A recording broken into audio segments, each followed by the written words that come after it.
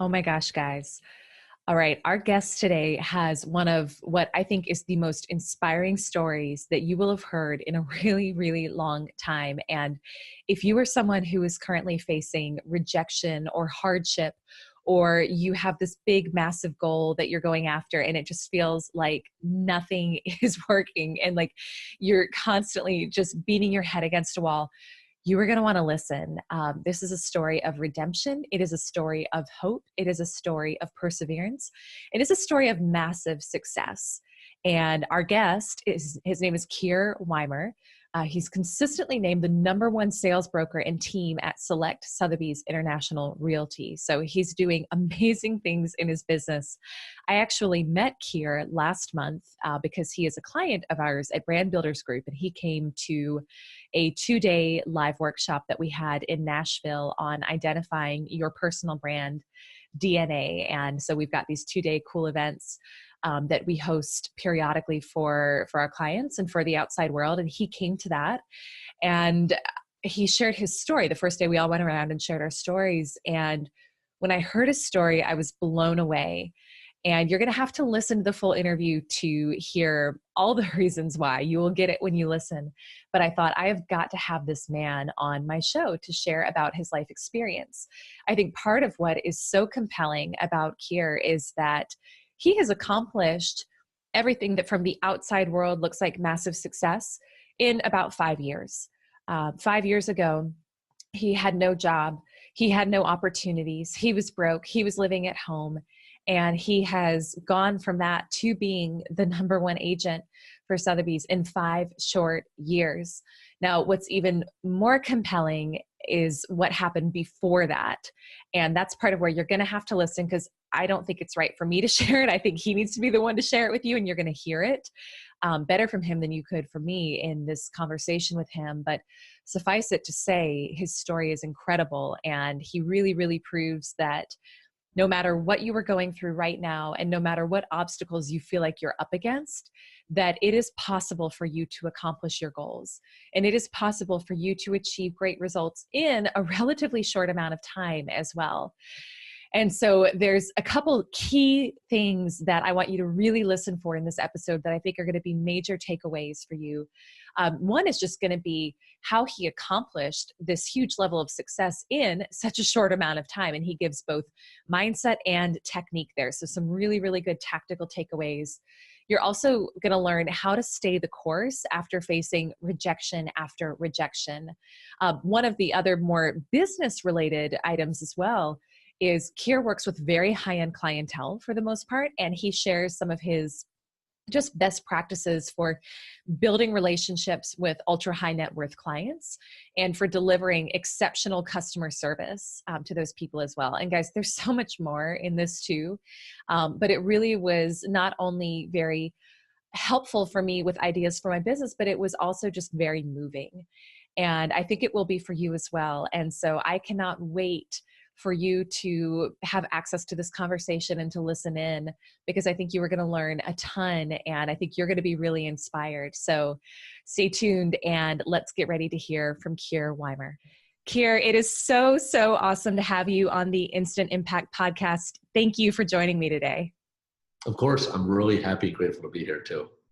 So as we record this here, you told me when we were first chatting that you were coming to us from a Nantucket mansion, one of your clients' homes. So you are, I think what's really interesting, and a big piece of why I wanted to have you on the podcast, is that at this point in your life, you're at what a lot of people would probably consider an extremely high point, right? Like you're consistently ranked the #1 agent and team for Sotheby's Realty, which is huge.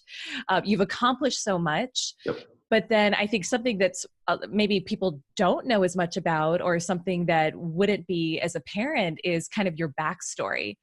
And when I think about, I mean, I met you just over a month ago at a workshop our company was hosting, and I learned about your backstory. And to me, it's very much like the hero's journey, and just really, really interesting kind of like where you came from. So I would love if you could take our audience back to just 5 years ago and tell us about, I know your life was in a very different place than it is now. Tell us about where you were and what was going on in your life at that point.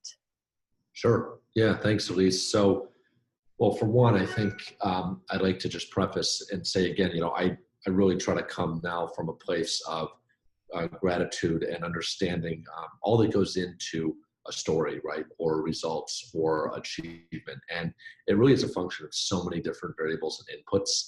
It's the people that you surround yourself with, it's the teams, it's the education, it's the mentors. So by no means is my story a solitary or singular one. It's rather, I would say, a function and a culmination of a lot of different factors that have come together and allowed me to get to this place where I'm at, which is pretty special given where I was a short period ago, which now I can kind of transition to that. So if we rewind I'd say now about 5 years, going on 6, I was sitting up in the Adirondacks in upstate New York, which is a vast wilderness area, reading rejection letter after rejection letter after getting denied from every imaginable graduate school program I had applied to, about 7 or 8 in total. And reading the last one and realizing now my entire dream, my childhood work, my college study and work, and all of the preparation from all of the standardized testing and the letter to the very drawn out and involved application process was now for naught.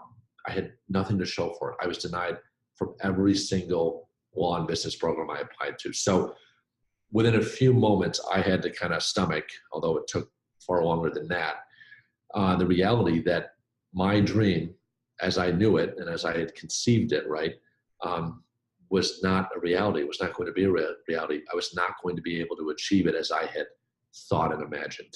And so by that, I mean, I was thinking I was going to go down to Wall Street and be this big, titan of industry and kind of corporate ladder and this and that. Well, other people had other designs or opinions on that dream. And unfortunately, a big, heavy door was closed right in my face. The nice thing about that, which we often don't realize until later on with perspective and experience, is that sometimes that big door can actually be a massive window of opportunity, right? Depending on how we're willing to interpret, react, and embrace the denial or the failure. So for me, I was at a pivotal moment in my, young adulthood. So I was about 29, going on 30 at that point. I was completely broke. I was living at home. I had no license. I had no car. I was on parole, which I'll get to in a minute. I was facing a curfew, all kinds of restrictions on my freedom. One thing after another, you can stack up reasons as to why this was going to be a really hard slog and a hard road with not a lot of light at the end of it. So I want to now back up 5 more years from that point. So now we're going from 2012-ish, 2013 until 2007. So we're going back 5 more years. So now I was 23 years old. Now I've just turned 35. And I was at the age of 24, I was sentenced to serve 2 to 6 years in state prison for an alcohol-related boat accident that I was involved in when I was in my senior year of college. It's a very difficult thing for me to talk about, and it's something that has really informed and defined my entire approach to life since. But suffice it to say, the most horrific result and scene and accident happened from a careless evening of having fun with friends gone completely awry and wrong. And that's what happened our senior year. A friend of mine lost their life. Several of us were seriously injured, and lives were altered and changed forever. At that point, my world came crashing down, right? I was immediately ushered away. I was given a sentence that I had no idea how to cope with or handle. I had to reinvent my notion of life and what it means to live and to survive really in this environment. And I began to do that. And it took a while, and it took a lot of introspection and long nights and realizations and getting really, really honest, with myself and going through a lot of exercises of, humility and shame, embrace emotions of guilt and remorse and all kinds of things that for me at age 23 and 24, without having the full faculties and with being clouded over what had happened, it's very difficult to deal with. So I kind of went through this major, what I would call transformation and maturation, right? This forced maturity, if you will, at 23, 24. And I had this, one of my, I would say, 3 major life pivots. And that was after a year being away in captivity, being sent away for what I did. I was where I should have been, given what happened. And I had this moment of clarity where it was much like the one we just spoke on, and I'll touch on that in a second, which was, I'm in here for a reason. This accident was not just an accident. This was a culmination of misplaced attitude and behavior, right? This was this series of events that led to this, right? Decisions that got to a point where this happened, right? This was the end result. This was not just some momentary fluke accident, convergence of factors that could have happened to anybody. No, I got really clear one night among just all of the different emotions swirling and this time to think about it. And, just it all kind of became clear. And I had this huge breakdown, and then resultingly this huge epiphany, which was I'm fully responsible for this accident and fully responsible for anything that happens in my life up until now and now moving forward. At that moment, at least that light, that change in mindset or that shift of accountability opened up my entire world. My framework of thought, my idea and vision of the future, what I could do with my time away completely changed. So from that day forward, my life has been a steady growth pattern and cycle where I've gotten healthier spiritually and emotionally, physically and mentally. I've started to build the faculties and the person I needed to become so that when I was released 3.5 years later after being sent away, I was the strongest I'd ever been, and I was ready to hit the ground running and really start to build a life of redemption and purpose and contribution. So that's when I got to that point in 2012 where I was all full of energy, full of resolve and hope and purpose, and nobody wanted to give me a chance. Not a job, not a chance at school, not a driver's license, still on parole, had to be home at 9, had to report to an officer, no money, no chances of getting a girlfriend, a career, a job, you name it, literally one no after another, repeatedly over and over for a sustained amount of time. That was highly discouraging. To the point, that was my second major pivot, which was when I got that final letter of rejection, it kind of made me remember to recall that memory when I was sent away. And then when I was later denied parole, that, what? I've been here before, right? I've been down this path before. This is not a new story. It's just taking a new form. So when I started to put it into perspective and realize, hold on a second, this is touching on the first thing I started with. I try and really need to always come from a place of gratitude. Doesn't mean I always do, but I always try. Meaning now I'm free. Although I'm broke and I have no opportunity seemingly, I'm free, I'm breathing, I'm healthy. I've got my mind, I've got my body, I've got my capability to react as I choose, right? I actually got a lot going for me, even though from the outside it doesn't seem like it. So I took that denial and no, and that huge door shutting in my face, and I just put it into perspective, right? And I said, I've been through much harder. Let's gain perspective. Let's pivot. It took a few days, right? I kind of got, the depressive mood out. And then I said, you know what? We're going to have to create and forge a path on our own. I'm going to have to be an entrepreneur in every sense of the word. I'm going to have to go through life and create my own life and destiny, my own careers, find the right people to associate myself with, to be around, right? To give me a chance for who I am today and not judge me for a mistake that I made 6 or 7 years ago. That door being closed, Elyse, and my shift in mindset to being an entrepreneur and trying to really create a life on my own terms was the single most important decision, aside from choosing to live a sober and clean life, that I have ever made. And every day and every bit of progress forward has been building on that foundation, and I'm not changing any of it, because I would have only just been getting out of graduate school a year ago in a tough job market, going to work for somebody else that told me I probably can't work for them because I have this felony on my record, right? They got 100 other applications. Why are they going to choose me?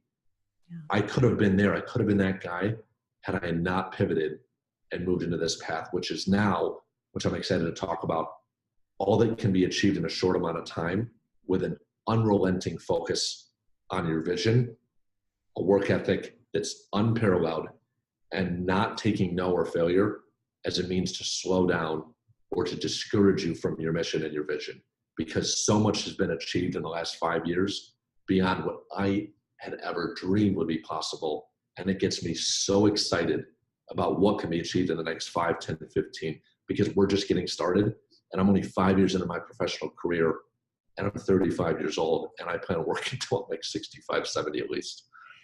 It's crazy. I mean, the whole backstory just gives me chills. And so I'd love if you could share. So take us through, it sounded like 3 things that you would really attribute to this 5-year trajectory of just crazy growth. And I want to also just point out that it seemed like there were maybe 2 mindset shifts that took place. And I'm always interested in both mindset as well as like tactical actions that Sure. people take to get fast results in a compressed amount of time. And it was the gratitude piece. And then also it sounds like just really this sense of ownership over everything, which happened laying in prison one night, just kind of realizing, wow, it's all on me, right? And taking that total ownership. And then also doing that again when you're sitting on that boat dock, just kind of facing that state of rejection. So those were 2 really powerful takeaways for me from what you just shared.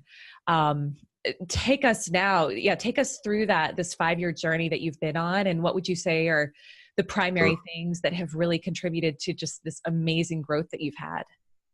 Sure. So I think probably the biggest factor, and I'd like to share with your audience to help them be able to kind of conquer their setbacks, right? Denials, fears, inner stories, or external circumstances that get in our way, right? Or that put up roadblocks or obstacles. The biggest thing for me, and hopefully this is a strong takeaway that can work for a lot of other people, is just really an unrelenting focus on my vision for my life and my purpose and why I'm here, and not letting anything deter me from that. No matter how big it is, the bigger the wall, the bigger the challenge, the more excited I get by having an opportunity to break through it. So it's being flexible on the means, knowing that I'll figure out the how, but being excited by the fact that no one person, group of people, external circumstance, or inner fear, story, or struggle is going to really prevent me or get in the way of my commitment to why I'm here. Everybody needs to define what that is for themselves. Yeah. So that's what I want to hear that from you. So how did you figure that out? Because I think like I could just kind of put myself in your shoes sitting on that dock, and it's like, man, if I could just pay my bills, that would be great. How in the world do you go from there to figuring out what that purpose is and creating it? So I think for me, I had a lot of guilt and a lot of remorse for what had happened, naturally so, and knowing that I can't ever change the result of what happened that horrible night. But I did have a unique opportunity to choose to live my life differently in a way where I could create impact and meaning and live purposefully and accomplish some things that wouldn't just be for me and my family, but that could start to actually make a difference and help other people, right? So for me, it was this idea that I had this massive duty or weight that I felt that I needed to kind of redeem myself in any way I could. So it was like a purpose-driven mission for me, right? I was coming from a different set of circumstances than most people would then. But you know what? This could be coming from any bit of failure or self-doubt or defeat, right? It's getting back to your core and realizing and identifying and writing it down. You know, get really simple with a journal. What are your core values? What is your vision for your life? I mean, what do you want to be remembered for? Do you have grand vision of legacy and impact that you want to leave in this world? You know, getting really clear on that. And for me, mine was create a life of greatness and contribution that I can be proud of. Meaning, if I could read my eulogy, I wouldn't change a thing, right? So at the end of my life, when the person that I love and that knows me the most reads my eulogy, I don't have any regrets, right? I'm sitting upstairs looking down and I'm not like, God, I wish I did this differently. Or man, I wish I did that differently. No regrets, right? And at this point, I could only do that if I forgave myself for what happened and was able to start to live and start to step into my ability to make a massive difference in this world, right? And so for me, it was very story-based. It was very biography-based. It was coming from this really dark, negative world and just realizing that I wanted something far greater than that. I didn't want to be remembered as just the person who caused this accident. I wanted to really contribute to humanity, if that makes sense. I know that's a little abstract, but that's literally that was my driving force. And I knew that the how was going to come into being. So the how happened to turn into real estate just because I'd always had an interest in it.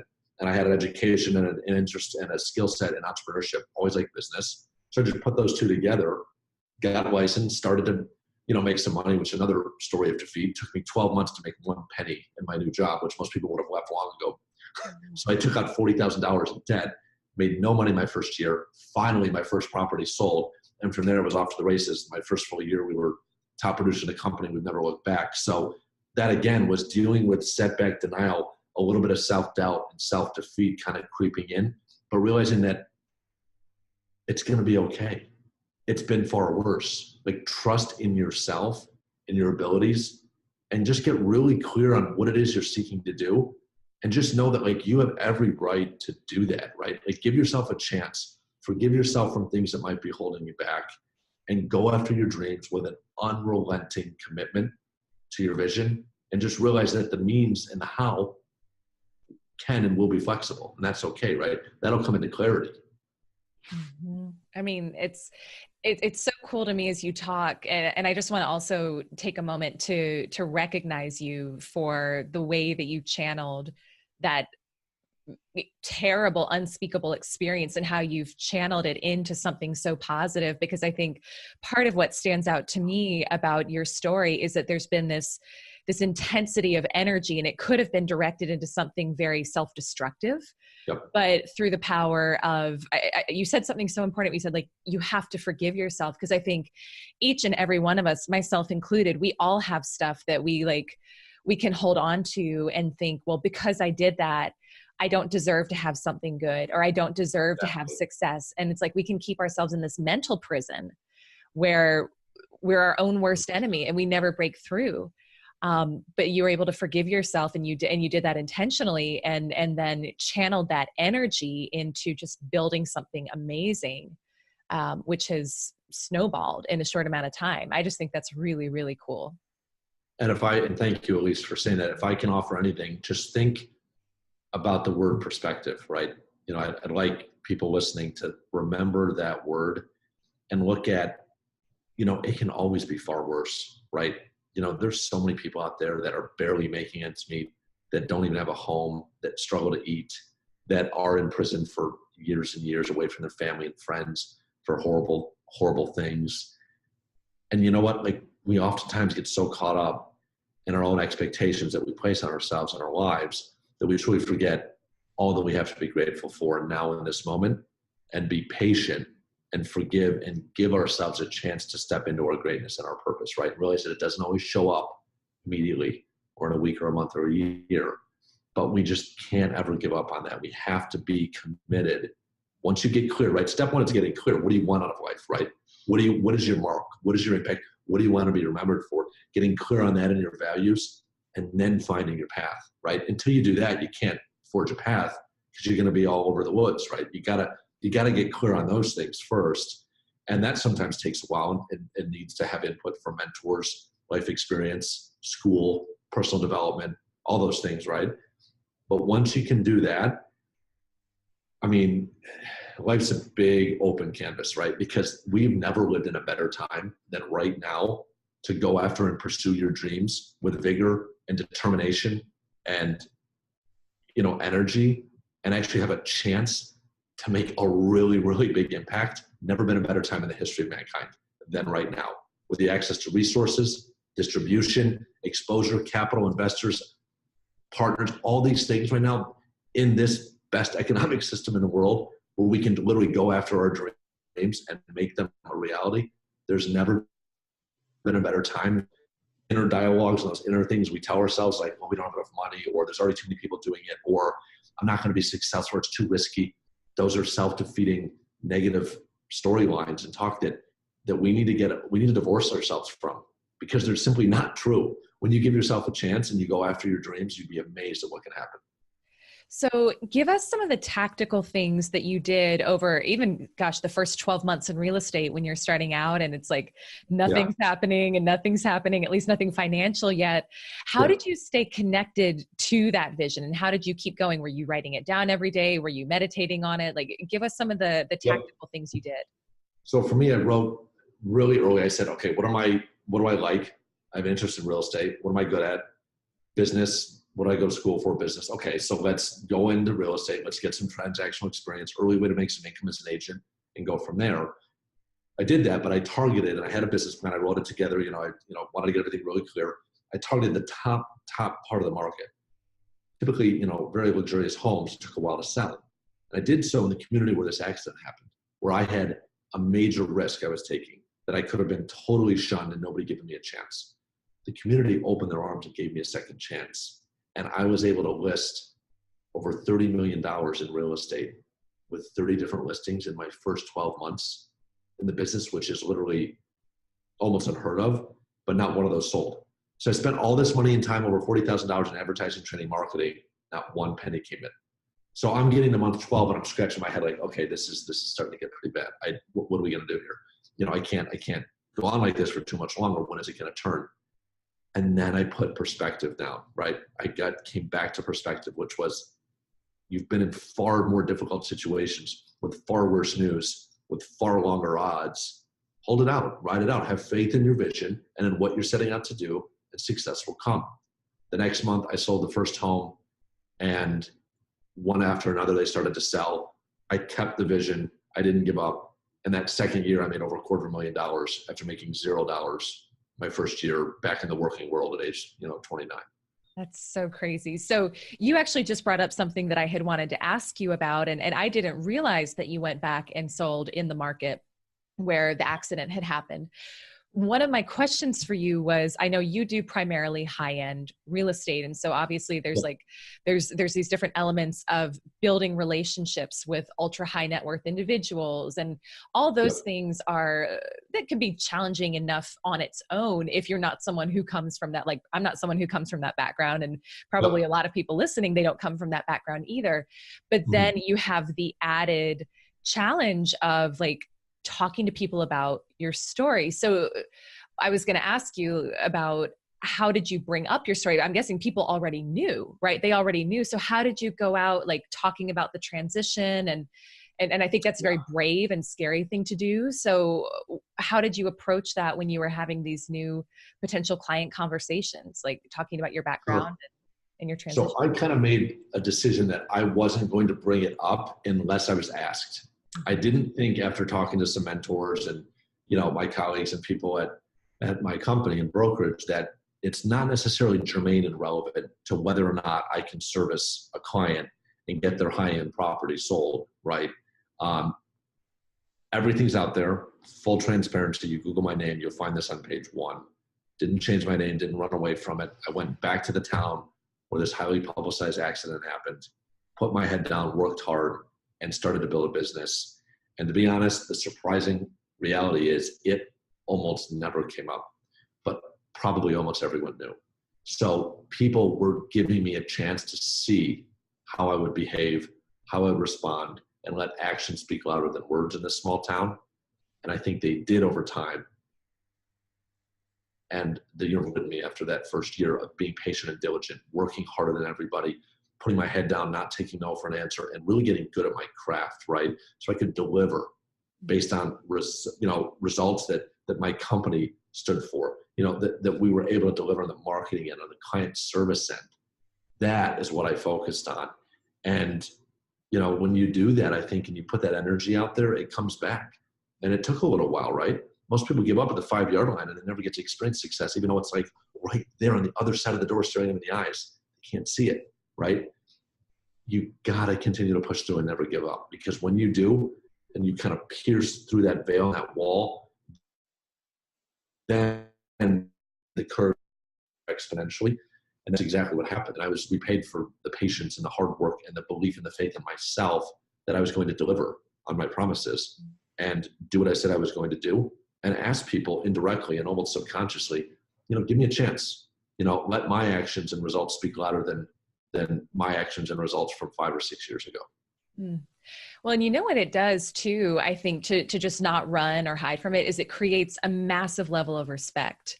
And I like how you said it. And it sounds like you were very intentional thinking about it. Like, okay, I'm not going to put it out there, but I'm also not going to hide from it. And I remember when I met you last month and we were in our workshop and you so openly shared your story. I mean, full disclosure, I had about 10 seconds of like, holy crap.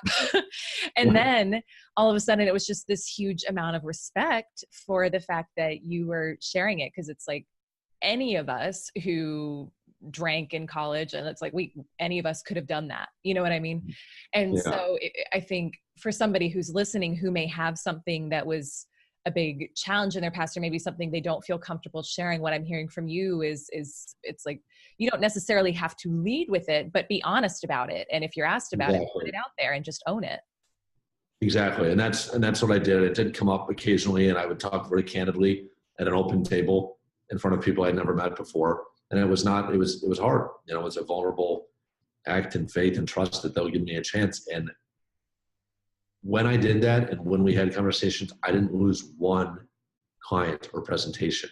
Not to say I didn't lose business from people that never called me because of it, but the ones where I was talking about it candidly and openly, not one that I can remember actually decided not to work with me because of that or any other reason. So that, again, is encouraging.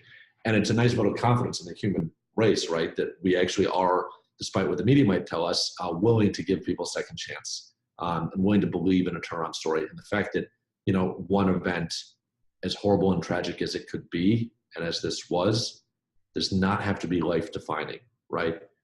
People can redeem themselves. They can change. They can give back. They can turn things around. And for me, I'm just grateful that I was able to do that through that first epiphany when I was away after a year in prison. And that was that I can't ever drink again. I need to live a life of sobriety, and I need to make sure that I never tarnish or disrespect my friend's legacy and ever go back to that lifestyle that led to this, because that would have been a huge, huge life failure and disservice to everybody affected by this. That's my foundation. That's my bedrock. That's kind of my religion, if you will, which is making sure that that's my first priority. And for me, I've developed a great agnostic system that has worked. And I just celebrated 11 years clean and sober, which is miraculous because I never thought I'd be able to, in this world where it's everywhere, right, in a social business, be able to go a week without it. So that right there is another critical piece of this whole story. That's kind of like the foundation of the house, bad real estate analogy. But that, is what it's all built on. That's beautiful. I mean, that's beautiful though. It really is beautiful. And you are honoring your friend's legacy in a beautiful way in that way too. So let's transition just a little bit here with some of the incredible success that you're having right now. And obviously it's like you've worked for every single bit of success you have. I want to hear just a little bit more with your clients, and you're working with these very high-end clients. Like, what are some of the things that you do to really build relationships with them? Like, so much of the show is about building high-level relationships and how do we create better relationships with our clients and strengthen those bonds. And so tell us a little bit about what are some of the things that you do really well that help you create these awesome relationships with your clientele. Sure. So I think that is an important, part of any business, right? And really any personal life, is valuing the relationships that we make with the people right in our life. For me, that was a big theme this holiday, was really trying to reflect on ways in which I can be a better friend, a better brother, a better son, a better colleague, a better team member, a better leader, and just show up stronger and serve the many people in my life that I love and that I care about and that I want to help, right? So for me, as I've gotten increasingly busy with starting all these different companies, I've noticed that my attention a little bit and my ability to show up in the same way I could 3 or 4 years ago, where I was singularly focused, has suffered a little bit. So for me, it's finding ways to, I think, recruit, attract, train, and retain great people, right? The biggest thing as you scale and grow is how do you form a great team where you're not sacrificing service levels, results, or anything for clients, but you're also providing a great professional culture for people to grow and thrive. So for me, that's my goal for 2019, is to really double down on that focus and make strategic hires where values and vision are aligned and there's buy-in from the outset. Two is realizing that I need to leverage my time better. And by that, I need to choose a couple of functions that I'm best at and that I should be doing in each business, and really outsource and delegate everything else to the right people that can do it probably better than I could. Now, one of those things is not client service, right? So when you're dealing with high-end clients, you know, they call me and my team because they want me, they want to work with me. So that's not a function like certain aspects of the marketing or the administration of the listing or showing a property, right? Those things are a little bit more easily, I would say, delegated to other team members. But, you know, I've got a client that owns a $4.5 million mansion on the water. You know, when they call, they want to talk to me. They want an update from me. So I build that relationship through in-person meetings, through sending a nice holiday gift like we just did a week ago, through regular touches on email in terms of updates on what's going on with the marketing, any new inquiries, what some of the results on our campaigns look like, where are we in relation to the rest of the competition. I think it's frequency of communication, but also quality of contact, right? And knowing, the big thing too is knowing the expectations of the client, right? So there's not a one size fits all. You know, when you're offering a white glove service to a luxury clientele, it's very much understanding what drives them, what are their motivations, fears, and requirements, I would say, or preferences for the relationship. And you only learn that by asking, right? So you ask early on simple questions like, how would you prefer we stay in touch as we go through the process? Do you prefer text? Would you like a weekly or a bi-weekly phone call? Are emails okay? You know, in-person meetings every quarter. What would be best for you, Mr. or Mrs. You know, homeowner? So I think it's being communicative, right? It's listening, and then it's responding and meeting people as they want to be met, right? Not as I think or how I would like to deliver service, because it's not a one size fits all, especially in the high end, especially with, you know, sophisticated, more luxury clientele in any business, whether it be homes, you know, fashion, collectibles, antiques, high-end products, high-end cars, whatever it is. I think there's just a little bit more emphasis on quality relationship, right? Service, you know, having a bespoke experience, customized and tailored to the expectations of the client, not those of the person actually offering the service. So those are a couple of tips that I've found to be helpful. And also just coming from a place of authenticity, being likable, you know, making people feel comfortable around you, offering some events, like we do some, you know, client events like we did. This was a cool one this past summer in June. We rented a massive cruise ship and we had a live band. We had cocktails, open bar, food, and we took people on a tour of the lakes in upstate New York in one of our major markets on this beautiful day. And at the end of the tour, we took them on an act, like we actually pulled up to one of our most notable listings, a $4.5 million mansion that I just mentioned, 17,000 square foot. And we toured everybody through it while the owners, my clients, gave a little bit of history on it. And everybody was like, this is amazing. We are so appreciative. Thank you for putting this together. You know, strangers were able to meet new people. We were able to converse with our clients. It was a beautiful sunny day on the lake. Those are the things that people remember, right? Not the stock holiday card that's clearly written by somebody else or an automated email that goes out, right? So it's those, I think the quality of the interactions is far more important than the frequency, but also just meeting people how they want to be met, right? Treating people how they want to be treated, right? Leaving people how they want to be, you know, left to feel, not how we think they want to feel. And you only know that by being open and asking questions.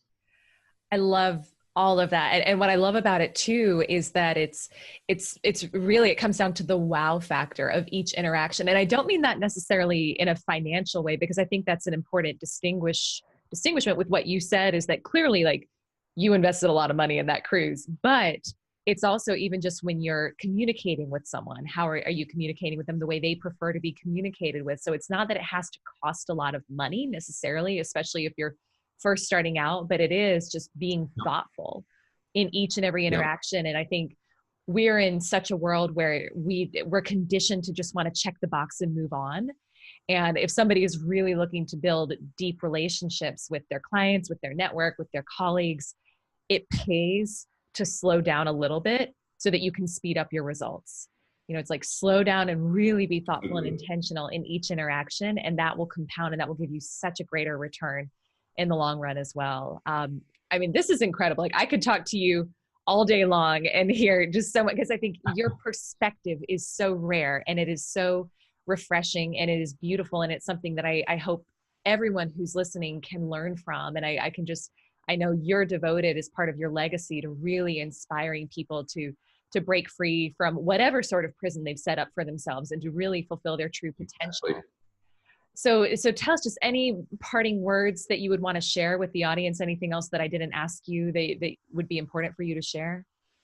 Sure. So you touched on something that we've been working on with you and your firm, which is this new business, this new chapter, this new direction that I'm kind of moving into, which is coming to a point in my career and life where I really want to be driving everything from a point of contribution, meaning I'm so grateful and fortunate to have had the level of success, built the several multi-million-dollar companies in less than 5 years, the level of wealth and freedom I've been able to achieve that is about the polar opposite of where I was 6 years ago. Now I'm at a point where I don't want to just keep scaling and growing that just for myself and the benefit of my eventual heirs. I want to help other people achieve the same thing, right? I want to help other people get to a similar point where they're able to create a life of massive impact and live on their terms and create freedom and wealth and abundance above and beyond their wildest dreams, right? So for me, that's going to come in different ways, right? It's, the how is kind of coalescing and manifesting now. We're starting to offer several different programs in an area that I know really well and have, credibility to speak from, which is real estate, how to build wealth through real estate, through not only brokerage, but through investing, through hotel and hospitality development. I own a resort and buying another hotel. And we do a lot of large scale development work as well in one of my companies. So we've gotten involved in several different aspects in the real estate industry, but all centered on building long-term wealth, building impact for our clients, things of import and meaning and value for our communities, the places we do business in. And that's what we're about. So right now I'm excited that, in 2019, we're going to be launching this new, I would say, chapter where I'm taking and synthesizing a lot of my experience, my knowledge, success systems philosophy into distilled programs with, tactical deliverables for people to achieve some of these things that we're talking about today in this podcast. And also happy to even just bounce ideas off of any of your guests if they want to reach out or connect on any of this stuff, whether it be some of the things we talked about on mindset shift, things that relate to, alcoholism and beating addiction. I know almost everybody I know is affected and touched by addiction in some way, some form, 1 degree of separation, right? It's a pervasive problem and disease in this world. So that's an area that's a big passion of mine that I'm really trying to help and to give back as much as I can. If it's in the area of real estate, considering a career in real estate, or looking for ways to invest and diversify and make some more passive income so that you can have that level of freedom in your life. Again, happy to be a resource. Elyse, if you want to share anything about where they can learn more, it's really just on my personal website, which is essentially just my name, and we can go over that later. But I'm an open book. Happy to share my experience and be a resource and help anybody here in any way I can.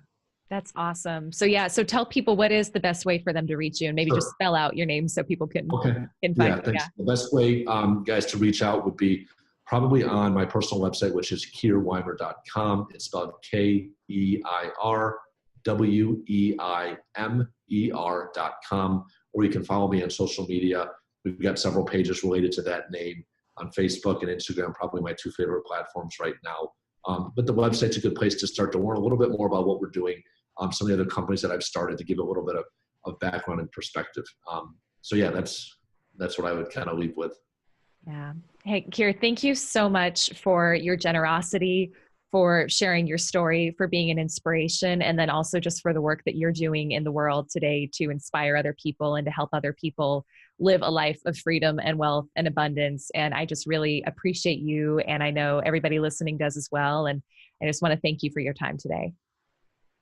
Well, thank you, Elyse. And I'm really grateful to be here and to, hopefully we were able to go through some things that your audience can, can pull from, can draw from, can find any kind of inspiration, small or big. I'm just grateful to be here and talk to you a little bit about some of these things today. So thank you. Awesome. Thanks so much. See you soon, everybody.